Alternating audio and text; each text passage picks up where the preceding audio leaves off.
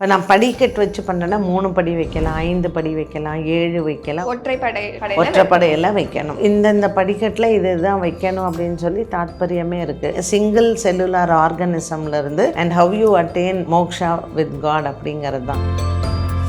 கொலு வைக்கும் போது செய்யக்கூடாத விஷயங்கள் அப்படின்னா, ஒரு லேடிஸுன்னு வீட்டில் இருந்து அவங்களுக்கு பீரியட்ஸ் வரத்தான் செய்யும். இப்போ நம்ம வீட்டில் ஹெல்ப்பர்ஸ் வருவாங்க. ஸோ வி டோன்ட் நோ அவங்க எப்படி மாப் பண்ணுங்க, வீட்டில் நல்லா சாம்பிராணி போடுங்க. அண்ட் அம்பாள் வந்து என்றைக்குமே ஷீ லவ் சுகந்தம்னு சொல்கிறது, ஃப்ராக்ரன்ஸ், எல்லா விதமான வாசனை மலர்களும் வாங்கலாம். நெய்வேத்தியங்கள் எப்போவுமே வெள்ளமான நெய்வேத்தியம் தான் கோயில் பிரசாதங்களில் இருக்கும். சக்கரை போட்டு பண்ணவே கூடாது. இப்போ இந்த பாயசம்லாம் வெள்ளம் ஜவரிசி பாயசம் பண்ணாலும் வெள்ளத்தில் தான் பண்ணணும். வெல்லம் போட்ட பாயசம் தான் சுவாமிக்கு நெய்வேத்தியத்துக்கு உகந்தது. லாஸ்ட் 3 days இருக்கு இல்லையா, இப்போ கண்டிப்பாக பாட்டு பாடணும், டான்ஸ் ஆடணும். Because she likes all that. ஸ்லோகம் சொல்கிறோம், அர்ச்சனை பண்ணுறோம், அதெல்லாம் ஒரு பக்கம் நெய்வேத்தியம் வைக்கிறோம். எப்போவுமே the goddess is so happy when you sing and praise her. ராசியை வச்சு நவராத்திரி கிடையவே கிடையாது. நவகிரகங்களை வச்சு இருக்கான்னா ஆமாம். நம்ம பொம்மைகள்லாம் வைக்கிறோம், அது எல்லாமே மண், செவ்வாய், விளக்கேற்றுற அக்னி. ஸோ பஞ்சபூதமும் அங்கே இருக்கும். ஸோ அந்த நவகிரகங்களினுடைய பங்கில் நம்ம அந்த பிரசாதம் பண்ணி நெய்வேத்தியம் பண்ணி சாப்பிட்றச்சு ஆரோக்கியம் நல்லா இருக்கும். குறைந்த விலை, நிறைந்த தரம், தங்கள் தேவைகள் அனைத்தும் ஒரே இடத்தில். ஜெயச்சந்திரன். கோயம்புத்தூர் கார்ப்பரேஷன் லிமிட்ல இருந்து 2 கிலோமீட்டர்ல லேண்ட் 8 lakhsக்கு. Sri baby properties Coimbatore. Red நோல் அங்கே வியூவர்ஸ் எல்லாருக்கும் வணக்கம். இன்னைக்கு நம்ம கூட பாரதி ஸ்ரீதர் மேம் இருக்காங்க. வணக்கம் மேம். வணக்கம்மா. மெயினாக அந்த கொலு வைக்கிறத பற்றி பார்த்துடலாம் மேம். இத்தனை படி வைக்கணும் அப்படிங்கிற மாதிரி சில இதெல்லாமே இருக்கும், அதை பற்றி சொல்லுங்க மேம். படிக்கட்டு வைக்கிறது வந்து நீங்கள் உங்கள் வீட்லேயே சுவாமி ரூம்லேயே ஒரு பொம்மையை வச்சாலும் ஓகே தான். அது ஒரே படின்னு அர்த்தம். இப்போ நான் படிக்கட்டு வச்சு பண்ணுறேன்னா 3 படி வைக்கலாம், 5 படி வைக்கலாம், 7 வைக்கலாம், 9 ஒற்றைப்படையெல்லாம் வைக்கணும். 9 அப்படிங்கிறது பெருசு. ஸோ சில பேர் வீடு ஃபுல்லாக கூட கொலு வைக்கிறாங்க. இப்போ ஒரு ட்ரெண்ட் மாதிரி ஆயிடுச்சு. நீ வந்து இவ்வளோ பொம்மை வைக்கிறேன், அப்போ நான் அதை விட ஜாஸ்தி வைக்கிறேன்னு. ஸோ இன்றைக்கி வந்து ஒரு கொலுங்கிறது ஃபேஷன் மாதிரி ஆயிடுது.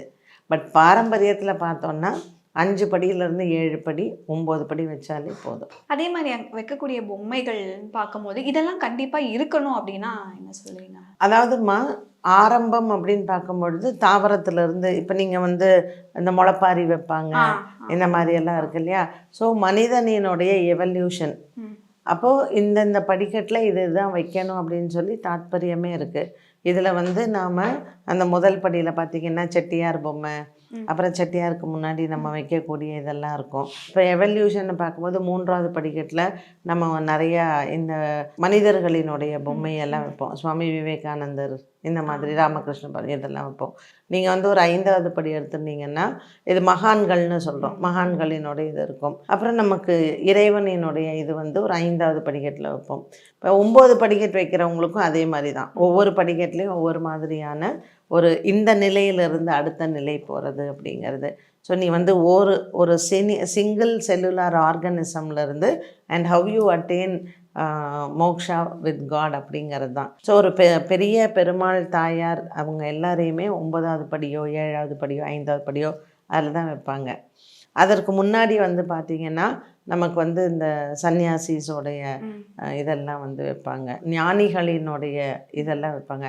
ஸோ சன்னியாசிஸ்ன்னு சொல்லும்போது உனக்கு வந்து ராமானுஜர் வருவார், சங்கராச்சாரியார் வருவார், மகாபிரிவா வருவார். இது ஞானிகள் அப்படின்னு சொல்லும்போது விவேகானந்தர், ராமகிருஷ்ண பரமஹம்சர், அவங்கள மாதிரியான வள்ளலார், இவங்கள மாதிரி இருப்பாங்க. ஸோ இந்த மாதிரியான ஒரு நிலையிலையும் உன்னுடைய நிலையை வந்து நீ உயர்த்தி கடைசியில் இறைவன்கிட்ட போய் சேர்றது அப்படிங்கிறது கரெக்டாக. அதாவது நேரம் அப்படிங்கிறது இருக்கா மேம்? இந்த டைம்ல இருந்து தான் வைக்க தொடங்கணும் அப்படிங்கிற மாதிரி ஏதாவது நல்ல? ஆமாம், அதாவதுமா அமாவாசை அன்னைக்கு, ஞாயிற்றுக்கிழமை அன்னைக்கு கலச ஸ்தாபனம் வந்து பண்ணுவாங்க. ஏன்னா மற்ற நாள் வந்து பாட்டியம்மா வருதுங்கிறதுனால அமாவாசை அன்னைக்கு சாயந்தரம், that is Sunday evening after 6 o'clock கலசம் வைக்கலாம், ஒரு விநாயகர் பொம்மையை வைக்கலாம். அப்புறம் மற்ற நாள்லேருந்து you can start keeping the other dolls. அதே மாதிரி வீட்டை வந்து எந்த அளவுக்கு நம்ம ரொம்ப சுத்தமாக தூய்மையாக வச்சுக்கணும் மேம்? இந்த மாதிரி கொலு வைக்கும் போது செய்யக்கூடாத விஷயங்கள் அப்படின்னா இப்போ நீங்கள் பார்த்தீங்கன்னா ஒரு லேடிஸுன்னு வீட்டில் இருந்து அவங்களுக்கு பீரியட்ஸ் வரத்தான் செய்யும். ஸோ அதுக்கும் இதுக்கும் சம்மந்தமே கிடையாது. நீங்கள் எவ்வளோதான் நீங்கள் நீட்டாக வச்சாலும் இப்போ நம்ம வீட்டில் ஹெல்ப்பர்ஸ் வருவாங்க. ஸோ வி டோன்ட் நோ அவங்க எப்படி. அதனால் லேடிஸ்க்கு வந்து ஆத்ம சுத்தி இருந்தால் போகிறோம். வீட்டை நீங்கள் 2 வேளையும் கண்டிப்பாக விளக்கேற்றணும். ஒரு கொலுவில் நீங்கள் கலச ஸ்தாபனம் பண்ணிங்கன்னா நீங்கள் விளக்கேற்றி ஆகணும். ஸோ அந்த இடத்துல நீங்கள் ஒரு தடவை வச்சுட்டிங்கன்னா அதுக்கப்புறம் அதை நகர்த்தலாம் முடியாது. மற்றபடி உங்களுடைய மற்ற ரூம்ஸ் எல்லாம் அன்றாடம் நீங்கள் ஒரு தடவை பெருக்குவீங்கன்னா 2 தடவை பெருக்குங்க, மாப் பண்ணுங்க, வீட்டில் நல்லா சாம்பிராணி போடுங்க. அண்ட் அம்பாள் வந்து என்றைக்குமே ஷீ லவ்ஸ் அந்த சுகந்தம்னு சொல்கிறது, ஃப்ராக்ரன்ஸ். எவ்வளோக்கு எவ்வளோ வாசனை மலர்கள் நீங்கள் வைக்க முடியுமோ அவ்வளோக்கு அவ்வளோ யூ கேன் கீப் யுவர் அந்த செரீன்னுவாங்கல்ல, இந்த பியூரிட்டியோட இதில் அந்த மாதிரி வைக்கலாம். நிறையா எல்லா விதமான வாசனை மலர்களும் வாங்கலாம். ஜாதியிலேருந்து, முல்லையிலேருந்து, செண்பகம், என்னென்ன உண்டோ விருட்சம் எல்லாமே, சம்பங்கி, இது எல்லாமே. ஸோ ஒரு நாள் ஒன்று பண்ணுங்கள். And make sure every day you change the flowers. So இந்த ட்ரைடு ஃப்ளார்ஸ் இருக்கக்கூடாது. ஒவ்வொரு நாளும் அதை க்ளீன் பண்ணி. ஸோ வேலை தான் 9 நாளும் லேடிஸ்க்கு வேலை தான். அண்ட் அதே மாதிரி பிரசாதங்கள் பண்ணுறது, நைவேத்தியங்கள் பண்ணுறதும் ஃப்ரெஷ்ஷாக இருக்கணும். ஸோ காலையில் ஒன்று பண்ணணும், நைட் ஒன்று பண்ணணும். சிம்பிளாக பண்ணலாம், but make sure that you do it every day. நெய்வேத்தியங்கள்னு சொல்லும் போது ஜென்ரலாக சுண்டல் அப்படிங்கிறது கண்டிப்பாக எல்லாரும், அதாவதுமா 3 வகை கண்டிப்பாக இருக்கணும். ஓகே. ஸோ சுண்டலுங்கிறது பயறு, இந்த மாதிரி தாவரங்கள். இதில் அன்னம் ஒன்று கண்டிப்பாக இருக்கணும். ஒரு லெமன் ரைஸோ, புளியோதரையோ, பொங்கலோ, அந்த மாதிரி. ஸோ பிரசாதம்ங்கிறது அது. ஒரு ஸ்வீட்டு, நீ கேசரியோ பாயசமோ ஏதோ ஒன்று. ஸோ சுண்டல், ஒரு சாதம், ஒரு பாயசம் மாதிரி ஒரு இனிப்பு. அது வெல்லத்தினால் ஆனது இருக்கணும், சர்க்கரை போட்டு பண்ணக்கூடாது. நெய்வேத்தியங்கள் எப்போவுமே வெல்லம் ஆன நெய்வேத்தியம் தான் கோயில் பிரசாதங்களில் இருக்கும். சர்க்கரை போட்டு பண்ணவே கூடாது. இப்போ இந்த பாயசம்லாம் செஞ்சு வைக்கிறது எல்லாமே வெல்லம் தான் போடணும் ஜென்ரலாக எல்லா பூஜைக்கும். நீ ஜவ்வரிசி பாயசம் பண்ணாலும் வெல்லத்தில் தான் பண்ணணும். ஸோ வெல்லம் போட்ட பாயசம் தான் சுவாமிக்கு நெய்வேத்தியத்துக்கு உகந்தது. அதே மாதிரி திருமத்துரம்னு சொல்லுவோம். திருமத்துரம்ன்றது ஒரு நெய்வேத்தியம். ஸோ பச்சை பால் இருக்கு இல்லைங்களா, பச்சை பசும்பால். அதே மாதிரி அதில் வந்து 1 ஸ்பூன் பசும் நெய், 1 ஸ்பூன் வந்து ஹனி, இது 3ம் கலந்ததுக்கு பேர் திருமத்துரம். 3மே மத்துரம் தான். ஸோ அது அம்பாளுக்கு ரொம்ப பிடிக்கும். இதை டெய்லி நீங்கள் நைவேத்தியம் பண்ணி அதை வீட்டில் இருக்கிற குழந்தைங்களோ பெரியவங்களோ சாப்பிட்டா ரொம்ப விசேஷம். வேறு ஏதாவது சிறப்பு பூஜை அப்படிங்கிறது கொள்ளு வைக்கும் போது கண்டிப்பாக அந்த சாயங்காலத்தில் இந்த மாதிரி பூஜை அப்படிங்கிறது செய்யணும்னா என்ன சொல்லுங்க? கண்டிப்பாக அம்பாளுடைய ஸ்லோகங்கள் சொல்லணும். தேவி மகாத்மியம் படிக்கலாம், லலிதா திருசத்தி படிக்கலாம், நவரத்ன மாலை படிக்கலாம், லலிதா எத்தனையோ இருக்குது, துர்காஷ்டகம் படிக்கலாம், பண்ணலாம். அந்த சரஸ்வதி பூஜைக்கு லாஸ்ட் 3 days இருக்கு இல்லையா, அது சரஸ்வதிக்கான 3 நாள் சொல்கிறோம் இல்லையா, அப்போ கண்டிப்பாக பாட்டு பாடணும், டான்ஸ் ஆடணும். Because she likes all that. So அது ஒரு என்டர்டெயின்மெண்ட்டும் கூட. அதனால் கண்டிப்பாக பாடல் மூலமாக நீங்கள் இறைவனை திருப்திப்படுத்துறது. ஸ்லோகம் சொல்கிறோம், அர்ச்சனை பண்ணுறோம், அதெல்லாம் ஒரு பக்கம். நெய்வேத்தியம் வைக்கிறோம், சுமங்கலி வந்தால் தாம்பூலம் கொடுக்குறோம், இதெல்லாம் ஒரு பக்கம் இருந்தால் கூட எப்போவுமே the goddess is so happy when you sing and praise her. So பாடல்கள் பாடுறது. இப்போ நிறைய நமக்கு டிவோஷனல் சாங்ஸ் இருக்கு இல்லையா, அது 3 நாள் பாடு. இன்னொன்று அந்த நீங்கள் சொன்ன மாதிரி இந்த சுமங்கலிக்கு எல்லாமே நம்ம ஒரு ரிட்டர்ன் கிஃப்ட்ஸ் மாதிரி இப்போ கொஞ்சம் இந்த மாடர்ன் எரால வந்து வேற சில ரிட்டர்ன் கிஃப்ட்ஸ் எல்லாமே கொடுப்பாங்க. ப்ளவுஸ் பிட்ஸ் சில பேர் கொடுப்பாங்க, வேற ஏதாவது சின்ன ரிட்டர்ன் கிஃப்ட்ஸ் கொடுப்பாங்க. ஸோ ஆக்சுவலி எது வந்து கரெக்ட்? அதாவதுமா எதுக்காக தாம்பூலத்தில் குறிப்பாக இதை வைக்கணும்னு சொல்கிறோம். ப்ளவுஸ் பிட்டியை அந்த காலத்துலேருந்து கொடுத்தாங்கன்னா நம்ம நூல்னு சொல்லுவோம். நூல் வந்து கண்டிப்பாக கொடுக்கணும். அந்த நூல் இழையில் இப்போ நூல் வந்து அந்த மாதிரி ஒரு பாண்டிங் இருக்கும். நீ வந்து ப்ளவுஸ் பிட்டோ புடவையோ வச்சு கொடுக்கறதுக்கு காரணம் என்னென்னா இழைன்னு வாங்க தெரியுமா, நூல் இழை. இதில் வந்து அந்த நீ தாம்பூலம் வாங்கிக்கிறவாளும் சரி, தாம்பூலம் கொடுக்குறவாளும் சரி, அவளுக்கு அந்த சுமங்கலி யோகம், அவங்களும் அவங்க கணவனும் அந்த நூல் இழை போல் பின்னி இருப்பாங்க. அவங்களுக்கு அந்த பாண்டிங் வந்து ரொம்ப நல்லா இருக்கும். அதனால் நூல் கண்டிப்பாக கொடுக்கணும்னு சொல்லுவாங்க. So blouse bit is must. இல்லை புடவை, வசதிக்கு புடவை. பட் இந்த பிளாஸ்டிக் டப்பா கொடுக்கறது, எவர் சில்வர் கொடுக்கறது, இதெல்லாம் கொடுக்கக்கூடாது. இன்னொன்று வந்து இப்போ கொள்ளு வைக்காத சில பேர் இருப்பாங்க இல்லையா, ஸோ அவங்க எந்தெந்த மாதிரி பூஜைகள் வந்து பண்ணலாம்? அவங்க குத்து விளக்கு ஏற்றி பூஜை பண்ணலாம். குத்து விளக்கு டெய்லி சாயங்காலம் ஏற்றிட்டு, குத்து விளக்கில் உனக்கு பிரம்மா விஷ்ணு சிவன் இருக்காருமா, துர்கா லட்சுமி சரஸ்வதி இருக்கானால குத்து விளக்கு பூஜை பண்ணிவிட்டு, குத்து விளக்குக்கான லக்ஷ்மி அஷ்டகம் சொல்லலாம், துர்கா அஷ்டகம் சொல்லலாம், சரஸ்வதிக்கான ஸ்லோகம் சொல்லலாம். குத்து விளக்கு பூஜை பண்ணி வரவாளுக்கு நைவேத்தியம், குத்து விளக்கு நைவேத்தியம் பண்ணி வரவாளுக்கு தாம்பூலம் கொடுத்தாலே போகிறோம். வழிபட வேண்டிய தெய்வங்கள் அப்படின்னா முக்கியமாக அந்த நவராத்திரி நேரத்தில் அப்படின்னு சொல்லும் போது என்னென்ன தெய்வங்கள்? இல்லை கோவில் வந்து நமக்கு அம்பாள் தான். இந்த 9 நாட்களும் பார்த்தீங்கன்னா இச்சாசக்தி, கிரியாசக்தி, ஞான சக்தி, இந்த 3 தான். ஸோ இது வந்து என்னன்னு கேட்டிங்கன்னா it's a source of energy. So ஒரு பெண் வந்து எவ்வளோ தூரம் அவள் வந்து லைஃப்பில் எல்லாத்தையும் சாதிக்கிறா. ஸோ என்ன மாதிரியான அறிவை யூஸ் பண்ணுறா, அவளுக்கு உடல் பலம் எப்படி இருக்குது, ஆன்ம பலம் எப்படி இருக்குது, இதுதான் மெயின். அப்போ நீங்கள் தேவி தான் மெயினாக நீங்கள் வந்து வழிபட வேண்டியது அம்பாளை தான். ஸோ மகாலட்சுமி தாயாரை வழிபடலாம், எந்த அம்மன் ஆலயம் வேணாலும் போகலாம். ஸோ இதில் சில ஆலயங்கள் எல்லாம் இந்த இச்சாசக்தி, கிரியாசக்தி, ஞான சக்தி எல்லாம் அதுவும் மகாமேரு இருக்கக்கூடிய பீடங்கள். இப்போ நீங்கள் சென்னையில் காளிகாம்பாள் கோயில் இருக்கும். ஸோ அந்த மகாமேரு இருக்க காஞ்சி காமாட்சி அம்மன் கோவில், திருவொற்றியூரில் இந்த மாதிரியான ஸ்தலங்கள் எல்லாம் பிரசித்தி பெற்றது. ஸோ அந்த கோயிலுங்களுக்கு நம்ம நவராத்திரி டைமில் போகிறது விசேஷம். பெண்கள் இந்த நிறங்கள்லாம் அணியணும். ஏன்னா நவராத்திரின்னும் போது கண்டிப்பா அந்த கலர்ஸ் அப்படிங்கிறது வந்து எல்லாருக்குமே இருக்கும். ஸோ இந்த நிறங்கள் கண்டிப்பா வந்து பெண்கள் அணியலாம்னா நீங்க என்ன சொல்றீங்க? ஃபர்ஸ்ட் வந்து white, so second day is red, third day is royal blue, fourth day is orange, fourth day orange, fifth day yellow, sixth day வந்து grey, seventh day is green, eighth day வந்து பார்த்திங்கன்னா peacock green, and ninth day is pink. So இந்த மாதிரியான வஸ்திரங்கள் வந்து இந்த colours எதுக்காக சொல்கிறாங்கன்னா அந்த தேவி இப்போ ஃபஸ்ட்டு டேயை வந்து நம்ம சொல்கிறோம் இல்லையா சைலபுத்ரி, அடுத்தது வந்து மா சந்திரகாந்தா, தேர்ட் டேக்கு இப்படி ஒவ்வொரு தேவி சொல்கிறோம்.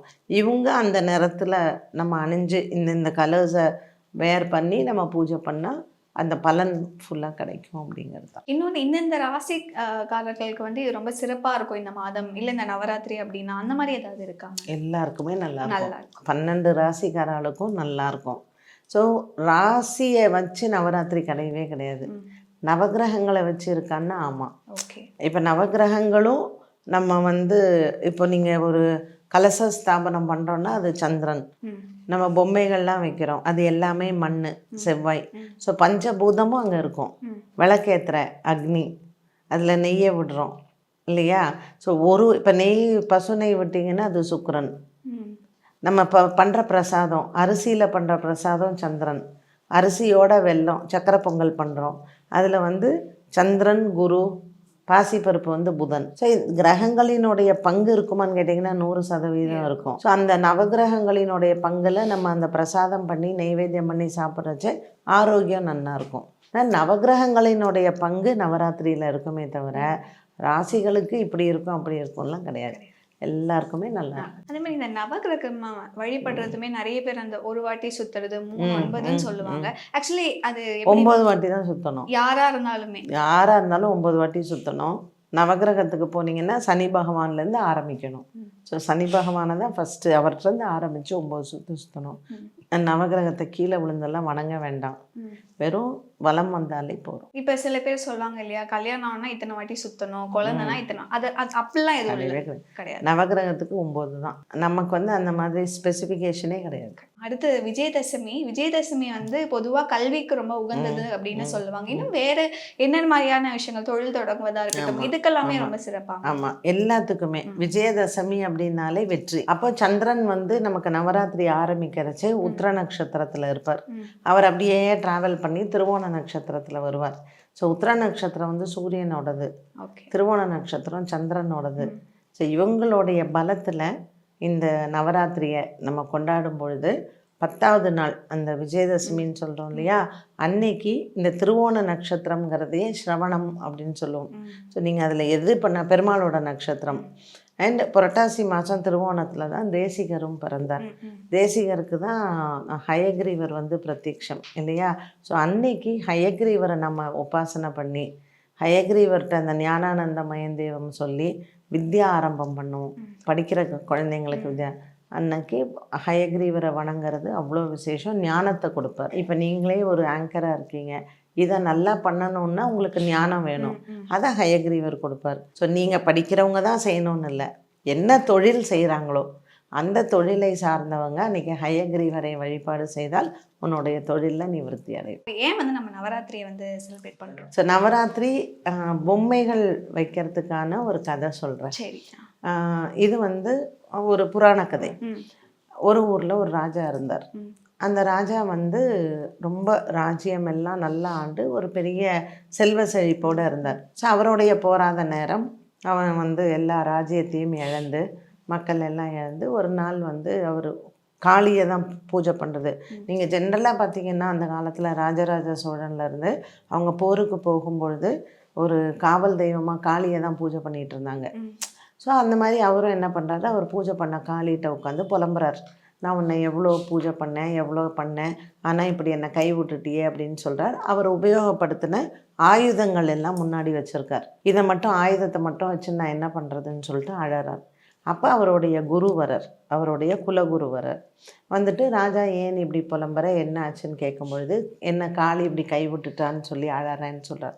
அப்போ அவர் என்ன சொல்கிறார், வரக்கூடிய அமாவாசை, அதாவது புரட்டாசி மாகாளி அமாவாசை, வரக்கூடிய அமாவாசையில் ஒன்னூரில் ஓடுற நதி இருக்குது பார்த்தியா, அந்த நதிக்கரையில் போய் நீ களிமண்ணையும் இந்த தண்ணியும் எடுத்து நீ ஒரு காளி உருவு பண்ணி நீ வச்சு அந்த காளிக்கு நான் உயிர் கொடுக்குறேன், நீ பூஜை பண்ணு, அந்த காளி உன்கிட்ட பேசும் அப்படின்னு சொல்லிட்டு குரு போய்டுறார். மாகாளி அமாவாசையும் வருது, இவர் போகிறார், தண்ணி எடுத்து மண் எடுத்து பண்ணி ஒரு காளி உருவு செஞ்சு வந்து அந்த ஆயுதங்களுக்கு முன்னாடி வச்சு பூஜை பண்ணுறார். பூஜை பண்ணும்பொழுது அந்த காளியும், குரு சொல்கிறார் இல்லையா நான் உயிர், அது மாதிரி காளியும் உயிர் வந்து காளி கேட்குறா, உனக்கு என்ன வரம் வேணும் கேளுங்கும்போது, நான் இழந்தது எல்லாமே எனக்கு மீட்டு தரணும், எனக்கு நான் வந்து இப்படி தோல்வியோடு உட்காந்துருக்கேன் இல்லையா, ஸோ நான் வாழ்க்கையில் ஜெயிக்கணும், எனக்கு எல்லாமே இழந்தது மீண்டும் வரணும், இந்த ஆயுதங்கள் மட்டும்தான் இருக்கு, ஆனால் எனக்கு உண்டான இந்த ஆயுதங்களுக்கு உபயோகப்படுத்துறதுக்கு யாருமே இல்லை சொல்லிட்டு ராஜா அழும்பொழுது காளி சொல்கிறான், இந்த 9 நாள் நீ என்னை பூஜை பண்ணியிருக்க,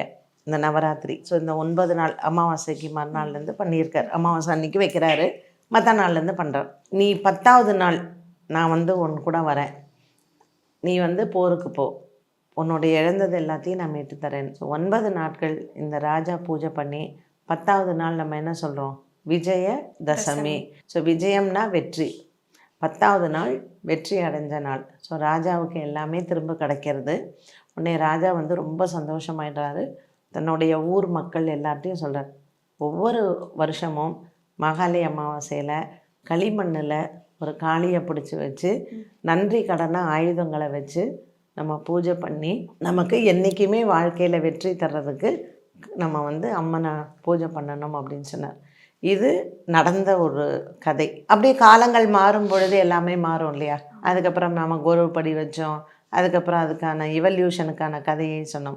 ஸோ இப்படி மாறினது தான் கிருஷ்ண அவதாரம். அதாவது இப்போ நம்ம இருக்கிறது கலியுகம், இதற்கு முன்னாடி இருந்த யுகத்தில் கிருஷ்ணர் அவதாரம் பண்ணார். ஸோ கிருஷ்ண அவதாரத்தில் தான் கொலுபொம்மைகள் வச்சு நம்ம பூஜை பண்ணக்கூடிய வழக்கம் வந்தது. அதற்கு முன்னாடி ராம அவதாரத்தில் தசரா கொண்டாடினோம். ஸோ இந்த 9 நாட்கள் ராமர் வந்து ராவணனை வதம் பண்ண இந்த 10 நாள். ஸோ ராமன் வந்து ராவணனோட போரிட்டு 10வது நாள் தசராவில் அவர் வந்து வெற்றி பெறுகிறார். அப்புறம் அவர் 1 மாத காலம் ஆறுது அயோத்தியா வர்றதுக்கு. ஐப்பசி அமாவாசை அவர் அயோத்தியா வரார், நம்ம தீபாவளி கொண்டாடுறோம். ஸோ இதுதான் ரொம்ப தெளிவாக எக்ஸ்பிளைன் பண்ணீங்க. தேங்க்யூ. தேங்க்யூ. குறைந்த விலை நிறைந்த தரம் தங்கள் தேவைகள் அனைத்தும் ஒரே இடத்தில். ஜெயச்சந்திரன். கோயம்புத்தூர் கார்ப்பரேஷன் லிமிட்ல இருந்து 2 கிலோமீட்டர்ல லேண்ட் 8 lakhsக்கு. Sri baby properties Coimbatore.